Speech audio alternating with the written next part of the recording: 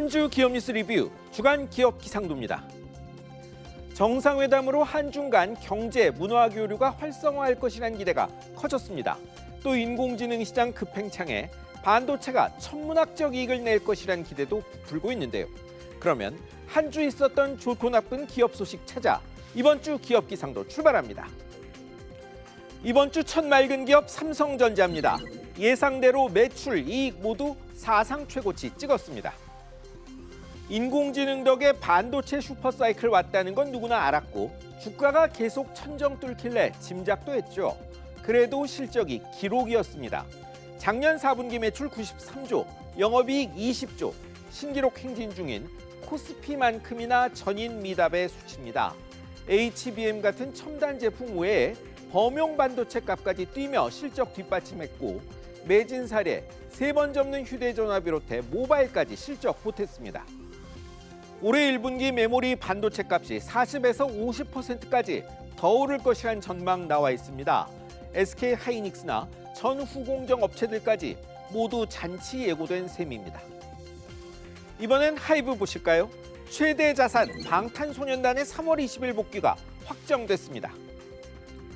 하이브 산하 방탄소년단 소속 레이블 빅히트가 공지한 내용인데요. 5번째 정규 앨범이 이날 발매됩니다. 개별 활동과 공연이 있었지만 다 모인 새 정규 앨범은 6년 만입니다. 이번 주에는 월드 투어 일정도 알리는데 대규모 공연 투어도 2022년 4월 이후 거의 4년 만입니다. 다만 방시혁 의장 둘러싼 주식거래 수사, 또 뉴진스 둘러싼 소송전은 올해도 이어집니다. 실적과 주가는 방탄소년단 복귀가 다른 악재를 넘어설지가 관건입니다. 이제 흐린 기업입니다. 첫 흐린 기업, 여전히 먹구름 짙게 깔린 쿠팡입니다. 이번에는 대출 상품이 문제가 됐습니다. 입점업체 대상 최고 연 18.9% 금리 대출 상품이 논란입니다. 연 20%인 이자 제한법 위반은 아니지만 우월적 지위에서 고금리 물린 게 아니냐는 지적이 나옵니다.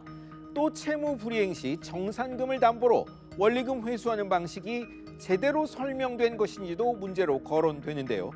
이찬진 금융감독원장은 고금리 등이 갑질과 비슷한 게 아닌가 보고 있다더니 이번 주 검사 착수한다는 통지서 보냈습니다. 경쟁사보다 긴 결제 주기도 타깃이라네요. 경찰도 쿠팡 태스크포스를 띄웠는데 혐의가 20가지고요. 산재 문제 살펴보는 고용노동부 장관은 쿠팡을 고쳐 쓸 수 있겠나 생각이 든다고 했습니다. 해결이 쉽지 않겠습니다.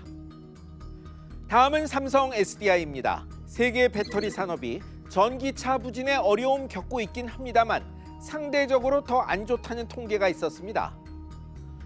한 시장조사업체 조사 결과 작년 1월부터 11월까지 세계 각국에 등록된 전기 및 하이브리드 차 배터리 총 사용량은 1년 전보다 32% 넘게 늘었는데요. 정부의 적극 지원받는 중국 업체들이 톱10 중 1, 2위 포함 6개였는데 LG에너지 솔루션은 3위, SK온은 6위였고 양사는 사용량도 조금 늘었죠.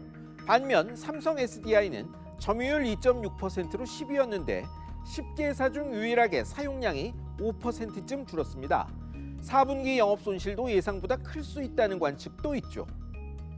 삼성 배터리 많이 쓰는 전기차 리비안의 부진 탓이란 분석인데요.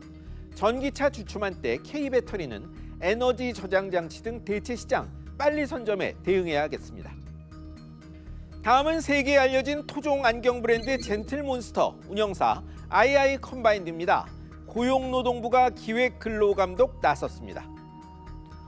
문제가 된 건 재량 근로제입니다. 디자인처럼 재량이 큰 업무는 실제 근무 시간 대신 노사가 합의한 시간을 근로시간으로 간주하는 제도인데요. 이로 인해 주 70시간 넘게 일하고 휴가나 보상은 제대로 못 받았다는 불만이 제기된 겁니다. 고용노동부는 재량근로제의 적정 운영 여부 집중 점검한다는데요. 과로, 공짜노동 같은 잘못된 관행은 반드시 고쳐나가겠다는 김영훈 장관의 언급도 전해졌습니다. 회사는 적절한 보상 제공했고 노동부 가이드 따라 할 수 있는 지시했다고 반박합니다. 이번 감독을 통해 정확한 내용이 밝혀지기를 기대합니다. 마지막은 사모펀드 MBK입니다. 결국 김병주 회장의 구속영장이 청구됐습니다. 김 회장, 김광일 부회장 등 임원 4명이 대상입니다. 신용등급 하락 예상되는데 채권 발행한 뒤 회생 신청한 것을 사기로 본 겁니다. 이미 피의자 신분으로 소환 조사도 했죠. 최악 상태인 홈플러스가 이런다고 살아나진 않지만 책임은 분명히 묻겠다는 것 같습니다. MBK는 모든 혐의를 전면 부인한다고 반박했는데요. 구속 여부는 이번 주 판가름 납니다. 이외에도 롯데카드 정보 유출에 경영권 분쟁 중인 고려아연 유상증자 중단 가처분 기각까지 거침없던 MBK의 진로가 곳곳에서 막혔죠. 사모펀드 비판이 고조되며 돌파구 찾기가 쉽지 않은 것 같습니다. 가까스로 1, 2%대를 이어가는 경제 성장률이 당분간 3%를 넘긴 어려울 것이란 비관적 전망이 나왔습니다. 이어지는 미중 갈등과 인구 감소가 원인으로 꼽히는데요. 하지만 생산성 향상과 미래 성장 동력 확보가 이루어지면 한계를 넘을 수 있고 이 부분은 기업들에 달려 있습니다. 지금까지 주간 기업 기상도였습니다.